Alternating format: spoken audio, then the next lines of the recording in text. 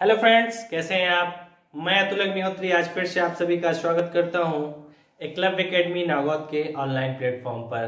तो दोस्तों, जैसा कि आपको पता है, हम सब क्या कर रहे हैं, एमपी पुलिस 2021 की तैयारी कर रहे हैं और उसमें हम क्या कर रहे हैं, मैथ्स का रिवीजन कर रहे हैं। तो एग्जाम डेट तो अभी पोस्टपोन्ड हो गई है, लेकिन हम अपनी तैयारी को क्या करेंगे, बंद नहीं करेंगे, कंटिन्यू करेंगे और एमपी पुलिस 2021 में अपना स्थान सुनिश्चित करेंगे। जब तक तोड़ेगा नहीं तब तक छोड़ेगा नहीं। तो दोस्तों, जैसा मेरा लास्ट वीडियो था, उसके लास्ट क्वेश्चन पे एक स्टूडेंट ने कमेंट किया था कि सर लास्ट क्वेश्चन फिर से एक्सप्लेन कर दीजिएगा, उसको समझ में नहीं आया था। तो मैं लास्ट क्वेश्चन फिर से एक बार एक्सप्लेन कर रहा हूं, जिसको भी समझ में नहीं आया था एक बार फिर से देख ले। हमारा लास्ट क्वेश्चन था कि एक 20 सेंटीमीटर गुणे 10 सेंटीमीटर आकार की ईंट, मान लो ये 20 सेंटीमीटर एक ईंट है जिसकी लंबाई कितनी है 20 सेंटीमीटर और चौड़ाई कितनी है 10 सेंटीमीटर। ईंटों को 20 मीटर और 10 मीटर मान लेते हैं। एक ऐसा कमरा है जो क्या है 20 मीटर लंबा है और 10 मीटर चौड़ा है, ठीक है। तो इन ईंटों को हमको यहाँ पे क्या करना है, रखना है, ठीक है ना। एक 20 सेंटीमीटर 10 सेंटीमीटर की ईंट को हमको 20 बाई 10 के कमरे में रखना है। तो हमको निकालना है कि कमरे में कुल कितनी ईंटें आएंगी। तो इसका एक फॉर्मूला होता है। सबसे पहले हम क्या करेंगे, इसका क्षेत्रफल निकाल के, एक ईंट का क्षेत्रफल निकाल के डिवाइड कर देंगे तो जो हमको आ जाएगी वो क्या आ जाएगी, ईंटों की संख्या। लेकिन यहाँ पे क्या है, जो सतह का क्षेत्रफल दिया मीटर में दिया है और जो ईंट का कंपोनेंट दिए क्या दिए सेंटीमीटर में। तो हमें क्या करना पड़ेगा, यूनिट सेम करना पड़ेगा। यूनिट सेम करने के लिए हम क्या करें, या तो सेंटीमीटर को मीटर में कन्वर्ट करें या तो मीटर को सेंटीमीटर में कन्वर्ट करते हैं। तो हम इस सतह वाले क्षेत्रफल को सेंटीमीटर में कन्वर्ट कर लेते हैं। तो अपना ये 20 गुणे 10 आयत हो गया। तो इसका क्षेत्रफल होता है लंबाई गुणे चौड़ाई। तो 20 गुणे 10 और सेंटीमीटर में कन्वर्ट किए तो 1 मीटर में 100 सेंटीमीटर होते हैं। तो एक 20 का 100 हो गया, 10 का 100 हो गया और बटे एक ईंट का क्षेत्रफल। तो 20 और 10 से 20 और 10 कैंसिल हो जाएंगे और जो ईंटों की संख्या आएगी क्या आ जाएगी, 10,000 आ जाएगी। तो मैं आशा करता हूं कि आपको आज का क्वेश्चन समझ में आया होगा। चलिए आगे चलते हैं और आज का पहला क्वेश्चन स्टार्ट करते हैं।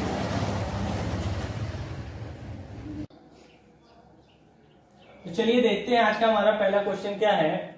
यदि किसी परीक्षा में ए और बी पूरे अंक का 6/7 एवं 5/6 अंक प्राप्त करते हैं, यदि बी ए से 10 अंक कम प्राप्त करता, मतलब जो उन्होंने प्राप्तांक है उन दोनों का डिफरेंस कितना दिया है, 10 दिया है, तो बी द्वारा प्राप्त अंक कितने होंगे। तो अपन मान लेते हैं पूर्णांक कितना मान लेते हैं, अपन पूर्णांक मान लेते हैं x होगा, ठीक है ना। कितना मान लेते हैं, पूर्णांक x। तो a ने कितना प्राप्त किया होगा, कुल अंकों का 6/7 यानी 6/7 x, और b ने कितना प्राप्त किया होगा, कुल अंकों का 5/6। या फिर कुल अंक हो गए, कुल अंकों का 6/7 किसने प्राप्त किया है, a ने, और कुल अंकों का 5/6 प्राप्त किया है b ने, ठीक है ना। यानी ये बराबर कितना हो जाएगा 6x/7 और ये कितना हो जाएगा 5/, ठीक है, इतना हो जाएगा। अब क्या बोल रहा है, जो b है a से कितने नंबर कम पा रहा है, 10 नंबर कम पा रहा है। मतलब इन दोनों के बीच का जो डिफरेंस है वो कितना है, 10 है। तो 6x/7 minus 5x/6 equal to कितना हो जाएगा आपका 10 हो जाएगा। इन दोनों का एलसीएम लेंगे तो कितना हो जाएगा 42 हो जाएगा। तो 7 को 42 से डिवाइड करेंगे तो 7 6 42 और 6 का तो 6 6 36, तो 36x और इधर 6 7 42 तो 5 7 35, x बराबर 10। ये 42 उधर जाके मल्टीप्लाई हो जाएगा और 36 में 35 जाएंगे तो x बराबर आपका कितना हो जाएगा 10 गुणे 42 मतलब 420। मतलब आपका पूर्णांक कितने का था, 420 का था। तुमको किसके नंबर निकालने हैं, हमको b के नंबर निकालने हैं। तो b इक्वल टू कितना हो जाएगा 420 गुणे 5/6, 6 7 42। तो b ने कितने अंक पाए, 350 अंक पाए। b ने कितने अंक पाए हैं, 350 अंक पाए। क्वेश्चन में क्या बोलता है कि कुल नंबर का a ने 6/7 पाया और b ने 5/6 पाया है। यदि b a से 10 अंक कम पाता है, यानी a और b के जो प्राप्तांक है उनके बीच का डिफरेंस कितना है, 10 है। तो यहां से हम पूर्णांक निकाल लेंगे और पूर्णांक से फिर जो फ्रैक्शन दिया था वहां से हम b का नंबर निकाल लेंगे। अगर ए का पूछता तो ए का कितना हो जाता है, ए का भी निकाल सकते हैं। तो यहाँ पे एक्स की जगह कितना पुट कर देते आप, 420 पुट कर देते हो 6, तो ए इक्वल टू कितना आ जाता है आपका 360। अब ए और बी के बीच में नंबर में देख लिए 10 नंबर का डिफरेंस है। तो चलिए सेकंड क्वेश्चन पर चलते हैं।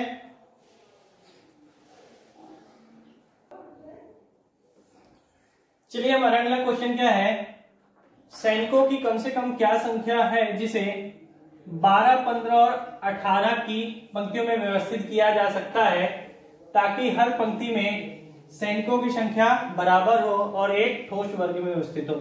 मान लो जैसे यहाँ पे x व्यक्ति खड़े हो तो यहाँ पे भी क्या हो, x व्यक्ति खड़े हो, और ये किस फॉर्म में आ जाए, स्क्वायर के फॉर्म में आ जाए। किस फॉर्म में आ जाए, आपके एक वर्ग के फॉर्म में आ जाए।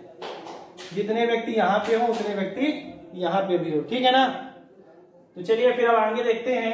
तो सबसे पहले अपन को पता चलता है एलसीएम और एचसीएफ का टॉपिक है, और इसमें हम निकालेंगे कि एलसीएम निकालेंगे एचसीएफ। तो जैसे मैंने अपने एक वीडियो में और बताया था आपको कि जब भी कम से कम दिया हो तो उसमें हम क्या निकालते हैं, एलसीएम निकालते हैं।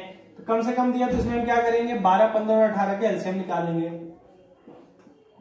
ठीक है ना। 12, 15 और 18 के एलसीएम निकालेंगे तो कितना आ जाएगा, 3 से हम कर देते हैं, 3 चौके 12, 3 पचे 15 और 3 छह 18। अब किससे कर देते हैं, 2 से कर देते हैं। 2 दूनी 4, 2 पंचे 10 और 2 तिहाई 6। अब किसी से डिवाइड होता है तो एलसीएम निकाल लेते हैं। तो एलसीएम क्या होता है, आ जाएगा 3 गुणे 2 गुणे 2 गुणे 5 गुणे 3। इनका आपस में मल्टीप्लाई कर देते हैं। 3 दूनी 6 दूनी 12 पंचे 60 और 60 तिहाई 180। तो हमारा एलसीएम कितना आ जाएगा, 180। जो हमारा एलसीएम आएगा वो 180, वो हमारा फाइनल आंसर नहीं होगा क्योंकि इसने किसके फॉर्म में पूछा है, ठोस वर्ग के फॉर्म में पूछा है। तो अब हम क्या करेंगे, 180 का स्क्वायर कर देंगे। आपको जो ऑप्शन में मिलेगा 180 भी मिलेगा और इसका स्क्वायर भी मिलेगा। तो बहुत सारे बच्चे क्या करेंगे, यहाँ पे गलती कर देंगे, 180 आंसर आ जाएगा उसको टिक कर देंगे। लेकिन हमको यहाँ पे क्या बनाना, ठोस वर्ग बनाना। तो हम क्या करेंगे, 180 का स्क्वायर कर देंगे। तो 180 का स्क्वायर करेंगे। 180 का स्क्वायर हमको नहीं याद होगा लेकिन हमको 18 के स्क्वायर याद है। 18 के स्क्वायर कितना होता है, 324, और 0 है तो 2 0 आ जाएंगे। तो 32,400 क्या हो जाएगा, सैनिकों की जरूरत पड़ेगी जिनको एक ठोस वर्ग के आकार में रखा जा सकता है, ठीक है ना। तो 32,400 हमारा फाइनल आंसर होगा। चलिए नेक्स्ट क्वेश्चन पर चलते हैं।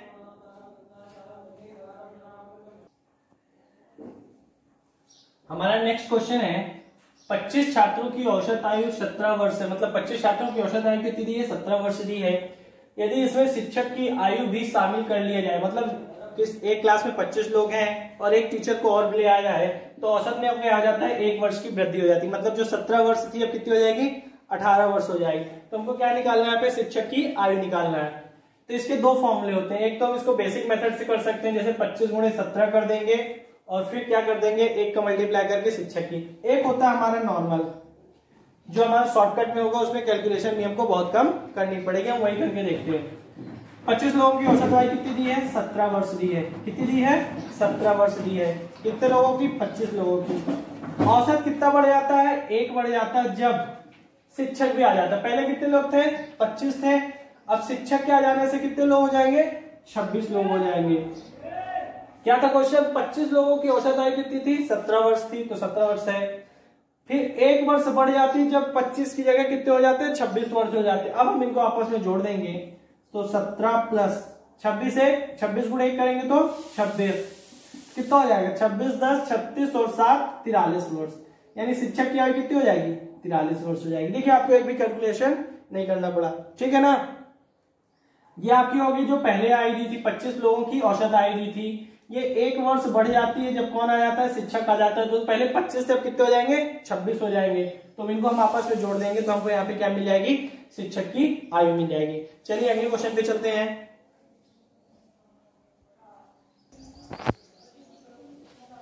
अगला क्वेश्चन क्या है, किसी भिन्न के 21 वेक्टर। सबसे पहले भिन्न क्या होती है, तो भिन्न वह होती है जिसको हम किस फॉर्म में लिखते हैं, P अपॉन Q के फॉर्म में लिखते हैं। और यहाँ पे Q क्या होता है, Q नॉट इक्वल टू किसके फॉर्म में होता है, Q के form, P is not equal to Q। और Q क्या होता है, 0 के बराबर नहीं होती। वह संख्या जिसको हम P बटे Q के फॉर्म में लिख सकते हैं, जहां पे P क्या बराबर नहीं होता Q के, और Q किसके इक्वल टू नहीं होता, 0 के इक्वल टू नहीं होता। ठीक है, रुकिएगा 1 मिनट।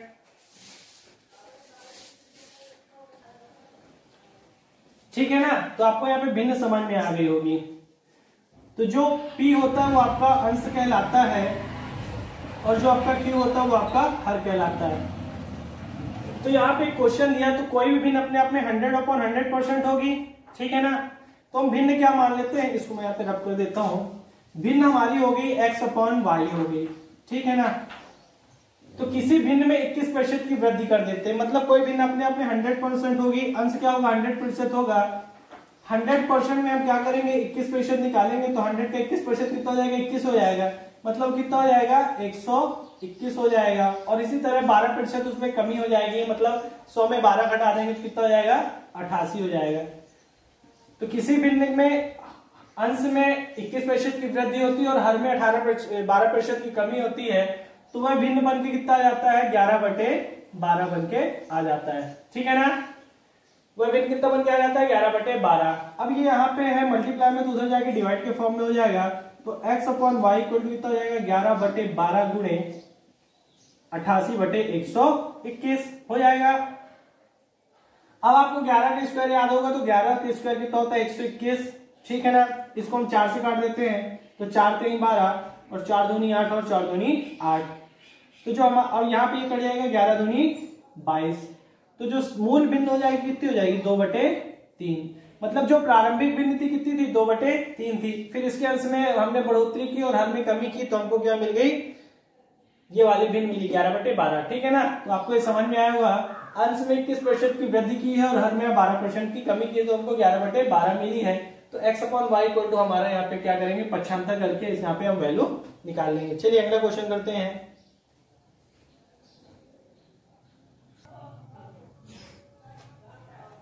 क्वेश्चन क्या बोल रहा है, 5 वर्ष पहले P तथा Q की औसत आयु कितनी थी 15 वर्ष थी। अब P, Q तथा R की औसत आयु कितनी है 20 वर्ष दी है। तो 10 वर्षों के बाद R की आयु कितनी होगी। तो 5 वर्ष पहले P और Q की आयु को योग निकाल लेते हैं।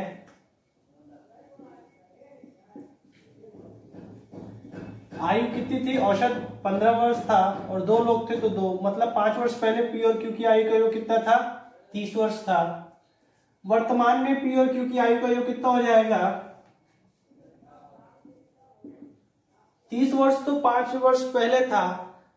अब क्या वर्तमान में क्या होगा, दोनों ने 5-5 साल की, दोनों की 5-5 साल की आयु बढ़ी होगी, P की भी 5 साल आयु बढ़ी होगी और Q की भी 5 साल आयु बढ़ी होगी।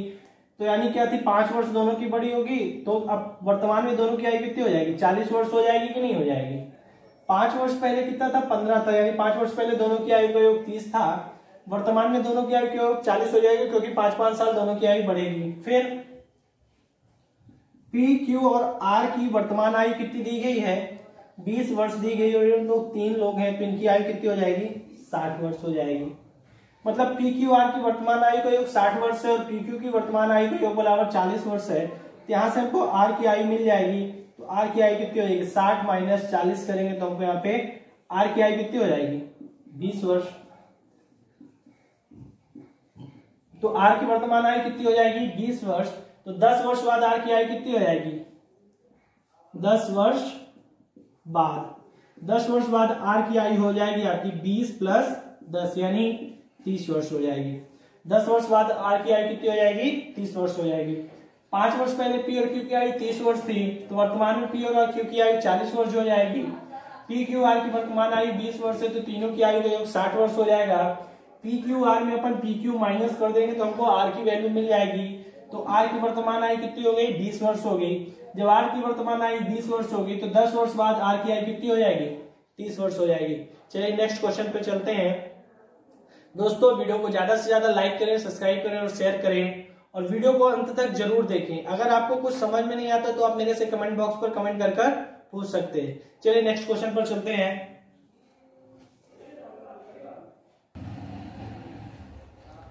चलिए अगला क्वेश्चन क्या है, किसी टीवी का अंकित मूल्य कितना है 24,000 रुपए है। एक खुदरा व्यापारी इसे 20% तथा 10% के क्रमागत छूट पर खरीदता है। उस व्यापारी ने इसे कितने में खरीदा। 20%, 10% की क्रमागत कुछ छूट, मतलब ऐसा नहीं कि 20 प्लस 10 यानी 30% नहीं। हम इसका निकाल लेंगे कि 20% और 10% कितनी छूट होती है। एक तो हम इस मेथड से कर सकते हैं, एक हम डायरेक्ट परसेंटेज के मेथड से कर सकते हैं। जैसे कि 24,000 का हम क्या निकाल लें, 20% अगर निकाल देते तो हमारे पास कितना बचेगा, 80% बचेगा। तो 24,000 का हम 80% निकाल दें, 20% निकाल दें तो कितना बचेगा, या फिर 24,000 का 20% निकाल के हम माइनस करेंगे। इससे अच्छा हम सीधे सीधे 24,000 में हम 20% हटा देते तो हमारे पास 80% बचेगा। तो 24,000 का 80% हम निकाल लेंगे, 2 जीरो से 2 जीरो कट जाएगा, कितना बचेगा, 1 जीरो इसका आ जाएगा, 1 जीरो इसको आ जाएगा, 8 चौके 32 आ जाएगा, और 8 दूनी 16 और 3 8 चौके 32 की 2 और 8 दूनी 16 और 16 और 3 कितना हो जाएगा, 19, यानी कितना आ जाएगा 19,200 रुपए। 19,200 रुपए का फिर हम क्या करेंगे, 10% और निकाल लेंगे। तो 19,200 का हम 10% निकालेंगे तो कितना आ जाएगा हमारे पास, 1920 आ जाएगा। कितना आ जाएगा, 1920। तो 19,200 में हम 1920 माइनस कर देंगे तो क्या हमको मिल जाएगा, वस्तु का क्रय मूल्य मिल जाएगा। 10 में 2 गए 8, 11 में 9 गए 2, 8 में 1 गया 7, 1। तो मैं उस व्यक्ति को टीवी कितने में पड़ी, 17,280 रुपए में पड़ी। कितने में पड़ी, 17,280 रुपए में पड़ी। एक मेथड तो ये हो गया। एक हमारा सक्सेसिव मेथड होता है जिसमें हम क्या करते हैं, 20% प्लस 10%, ठीक है ना। लेकिन यहाँ पे क्या हो रहा है, डिस्काउंट दे रहा है, ठीक है ना। तो 20% बराबर कितना होता है आपके 1/5 के, और 10% बराबर कितना होता है 1/10 के। यानी 5 से 4 में आ रहा है और 10 से कितने में जा रहा है, 9 में जा रहा है। तो 5 हम 50 और 9 चौके 36। इन दोनों के बीच का डिफरेंस ले लेंगे।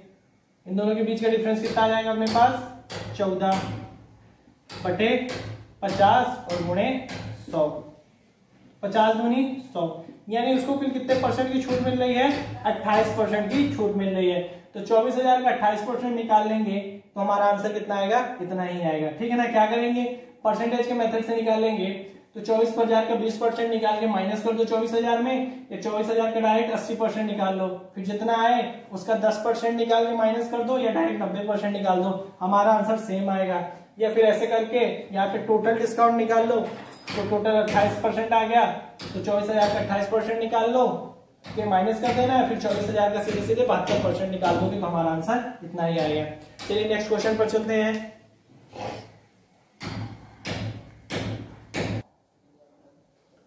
हमारा नेक्स्ट क्वेश्चन क्या है, प्रति माह ए तथा बी की आय का अनुपात 5:4 तथा खर्चे का अनुपात 3:2 है। A:B। आय कितनी है, आय है 5:4 और खर्चा कितना है, खर्चा कितना है 3:2। हमने पढ़ा था आय बराबर इनकम इक्वल टू क्या होता है, सेविंग प्लस एक्सपेंडिचर। मतलब आय बराबर होती बचत प्लस खर्चा। तो हमको आय दी गई, खर्चा दिया गया है, तो आय में हम खर्चा माइनस कर देंगे तो हमको बचत मिल जाएगी। तो बचत कितनी हो जाएगी, 2:2। यहाँ पे दोनों 800 रुपए बचा रहे हैं, दोनों का रेशियो भी यहाँ पे क्या आ गया, सेम आ गया है। तो 2 यूनिट बराबर हमको कितना दिया है, 800 रुपए दिया है। तो 1 यूनिट बराबर कितना हो जाएगा हमारा, 400 रुपए हो जाएगा। 2 यूनिट बराबर क्या दिया, 800 रुपए। क्या हुआ है यहाँ पे, दोनों की जो सेविंग्स है इक्वल आ रही हैं, और दोनों की सेविंग्स का जो रेशियो है वो भी इक्वल आ गया है। तो इस क्वेश्चन को करने में ज्यादा हमको डिफिकल्टी नहीं होगी। 2 यूनिट की वैल्यू हमको 800 रुपए दी गई है, तो 1 यूनिट की वैल्यू कितनी हो जाएगी, 400 रुपए। जब 1 यूनिट की वैल्यू 400 रुपए तो आय बराबर कितना है, 5। तो हमारी आय कितनी हो जाएगी, 5 गुणे 400। मतलब एक की आय कितनी हो जाएगी, 2,000 रुपए हो जाएगी। एक की आय कितनी हो जाएगी, 2,000 रुपए। अगर बी की आय पूछता तो बी की आय कितनी हो जाती, 4 चौको 1,600 रुपए।